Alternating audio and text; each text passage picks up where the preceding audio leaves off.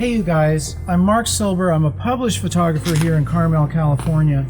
And today I want to talk to you about the philosophy behind photography. You know what sets AYP apart is that we really are not so much focused on gear. We're looking at what the photographer sees through their eyes. What is it that captures their attention in terms of lighting and composition and how they interact with people? You know, that's all part of our philosophy at AYP.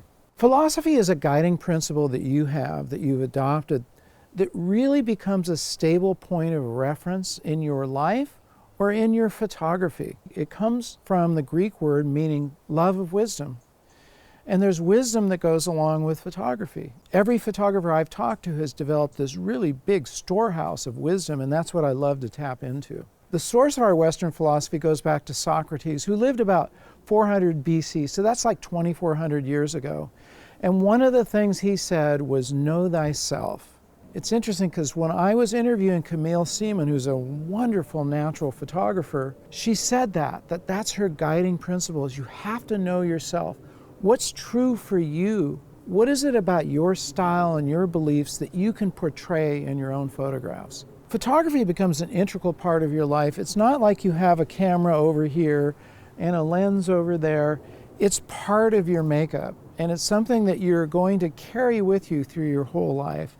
And for me, that's just been amazing because it's opened many doors that I wouldn't have access to otherwise. Bob Holmes has an amazing story about opening doors. He came to the United States and managed to find his way to the head of National Geographic and interview for a job. So the fact that he was able to get in and had entree to him is what got him that job. He said it wasn't so much the technicality of his photographs.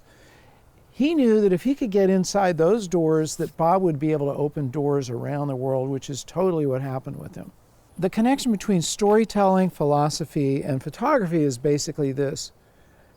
As a people, we love to tell stories, and this goes back to the cave days. One of the cave people went out and saw a saber-toothed tiger and immediately went back and drew it on the cave wall so that the other members could see that. They could share that experience with them. There's an interchange. There's a story that goes on. And we do that every time we take a photograph, or we should. Think about what story is it? What message are you conveying? What are you telling?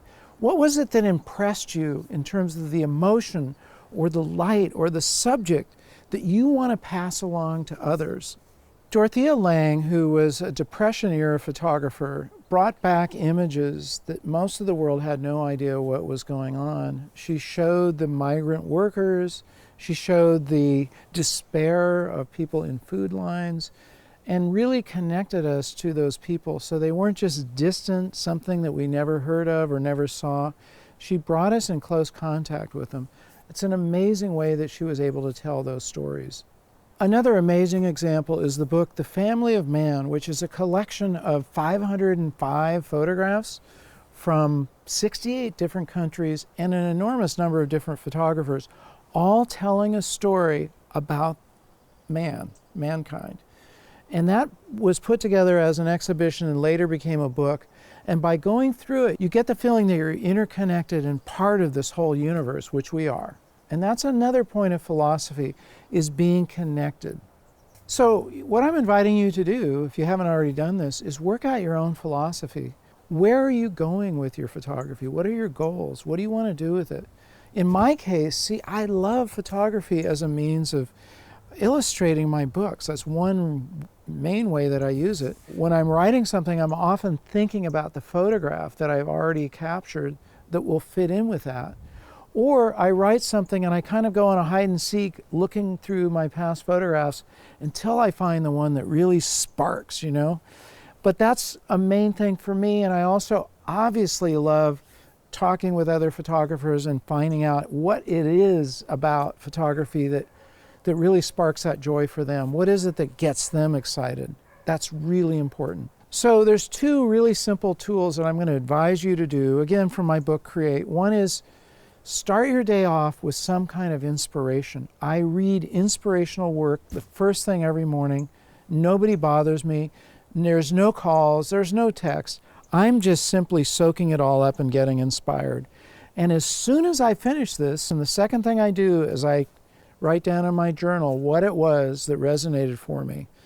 And that's really important. Somehow putting it in writing and recording that knowledge helps me stay on track. The other thing is you can go back and look at it. You can look at your notes from a year ago and see where you were and see how far you've come. You can also write down the questions that you have or the goals that you have. So getting inspired and journaling are definitely two key parts of developing your philosophy.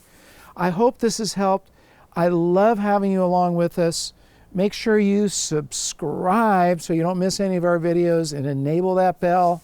Leave your comments. I want to hear from you. I want to answer your comments.